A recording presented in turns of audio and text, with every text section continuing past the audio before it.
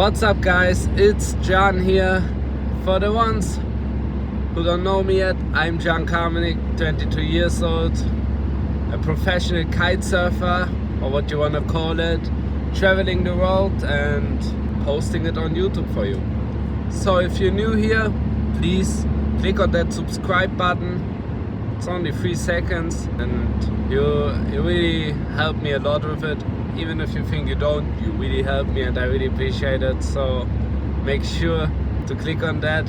Also, it would be really nice if you like this video so I can make more of these videos. And I always like to use that kind of a drive to the spot to talk to you guys and to share my thoughts and my tips and tricks in kite surfing and talk a little bit about the last month. For the ones who follow me on Instagram, they have seen that I just came back from Brazil. I was there for 1 month and I used the time to do a lot of content for Instagram, actually not for YouTube this time. And I also used the time to have a lot of joy of the sport again, because you have to understand, when you do always the same thing and you always put a lot of work into the training, sometimes you lose a little bit the fun. And I really wanted to make sure that that's not gonna happen to me, because kite surfing is for me everything. I love the sport. It's way more than a sport for me. It actually gave me a whole new life. If you want to know more about my background story and everything and how kite surfing actually changed my life, write it in the comments and I will make a video about it. But what I want to talk about in this video is actually the difference between waiting more in kite surfing and waiting less. Because I did quite a bit of a fitness transformation over the last year, and I always like to challenge myself, and this time the challenge was to gain a lot of weight clean and to lose a lot of weight, to see what helps you more in kite surfing. And yeah, to the story is in the beginning of the year I was weighing 83 kilos.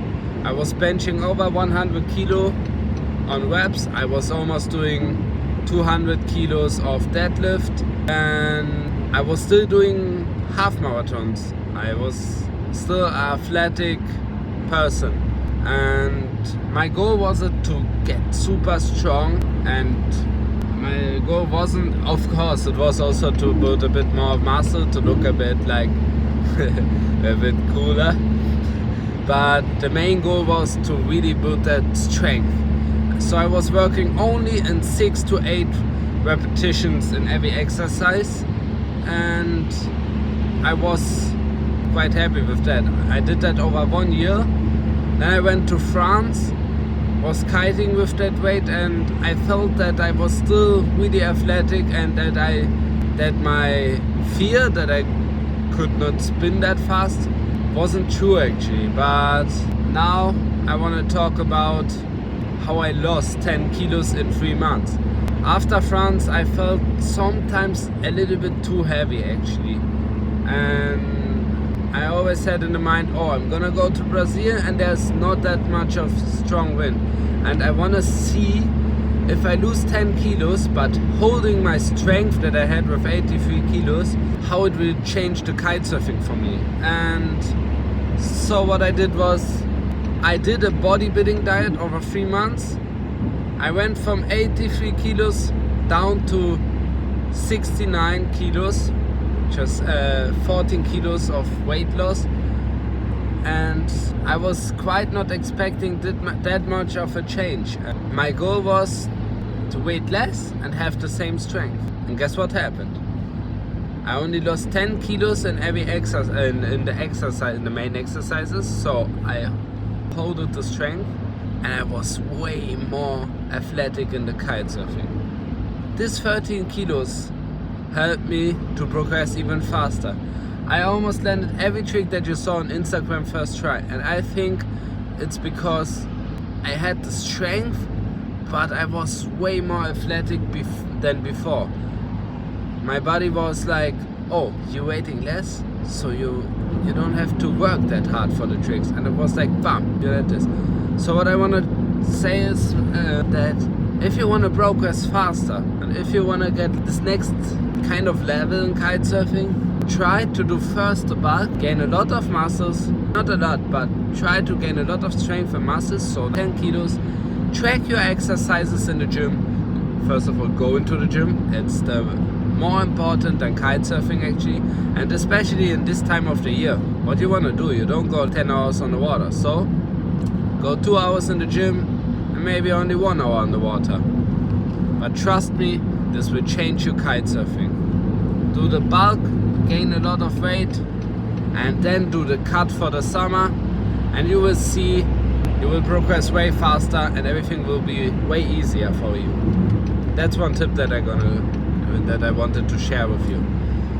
The other thing is, if you want, most of the guys really want to progress fast, and actually there's a bit of a fast way to progress. What helped me a lot is going with a goal into every session. I always say to myself before every session, John, you don't go off the water as if you don't try something new. So what I want to do was, I tried every session one new trick, and sometimes I was 5 hours in the water trying the body trick, but guess what? In the end, I landed the trick.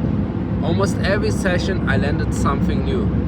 It doesn't matter which level you have. If you're a beginner, you can learn everything in one. You can learn a lot of one way.